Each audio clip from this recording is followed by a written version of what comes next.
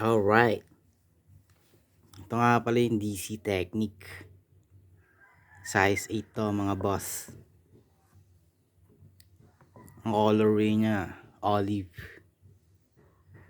Ayan o.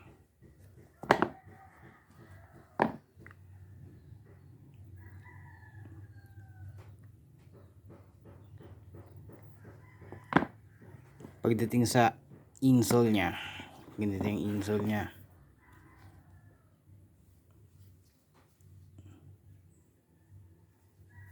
Yaw. Outsole naman niya. Ayan.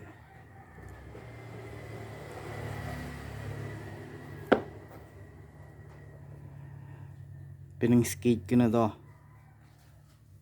So good naman siya, no? Hindi siya masyadong grippy. Na sakto lang, pang skate talaga. Hindi siya ganun kakapit sa ano. Hindi yung, ayan ah. Hindi siya matunog. Di ba? Pero sa skateboard, may kapit talaga siya. Tapos, pinapalitan ko to ng G6 America G6 insole. Ayan ang nilapag ko dyan, no? Nung pinang skate ko to. I-measure natin para may idea kayo kung gaano siya kahaba.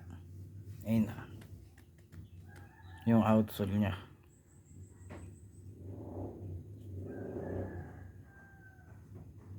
₱27. Size 8 yan ah. Tapos yung insole nya talaga sa loob naman 26.5.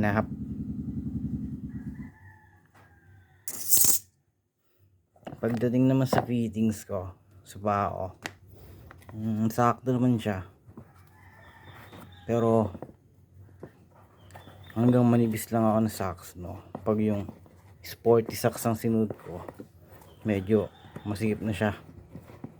Kaya susunod pag bumili ako nito, size 9 na. Iba yung sizing niya eh, no? Kumpara mo sa mga Nike tsaka sa America. Pagdating naman sa skateboarding, tipong may tamang break-in period siya, no? Hindi katulad nung America dati na tipong talagang pag out of the box ko pinang skate ko na parang alam mo yun, na smooth agad siya. Pero ito talagang iuhulma mo sa paa mo, no? Yung muscles mo dapat ma-stretch mo siya, hindi bang maano niya yung rubber niya ba. Pero okay naman siya pang skate din talaga. Kailangan mo lang ng konting ano, kailangan mo lang siya i-break in. Tapos yun na, play ka na nun. No? Tapos okay siya sa fittings ko na tipong sa masarap siyang suotin kapag walang socks. Mga ganun mga datingan sa size 8 ko. Pero pag nag-socks na ako, dun siya sumisikip, dun siya maano, ganon, no? So good siya yung mga tipong casual skateboarding. Pero pwede mo rin itong panliparan, basta papalitan mo lang siya ng insole na matindi. Kasi yung insole niya manipis eh. Pagdating naman sa tang niya, wala siya ng tipong ano, alam mo yun, yung strap. Pero yung in-skate ko to, wala, hindi naman siya gumaganon. Hindi siya gumaganyan. Steady lang siya, stable siya, no? Kaya kahit wala siyang ganun, ayun na, kahit sa gitna ng ano, wala siyang ganyan, no? Pero hindi siya gumaganon, ah. Ayun ang cool din dito. Tsaka padded siya. Ayun, ah. Maayos yung cotton niya dito. Yung foam niya soft din, na tipong pag naano ka ng deck dyan, okay naman din siguro, no? Tapos yung suede niya, yan, no? May tail siya dito, may perforation siya dito para makahingi yung paa mo, no? Para hindi mainitan. Tapos ayan, no? Maayos naman yung suede niya,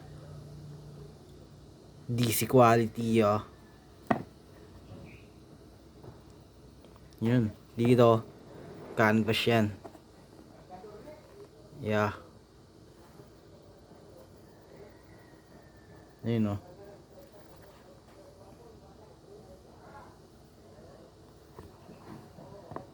Suwabe lang din. So yun ito yung review sa DC Technic. Kung hindi ka pa nagsusubscribe, baka pwedeng pa-click na yung subscribe button. Tapos yun may skate clip din ako nito kahit baba Check it out mo na lang din.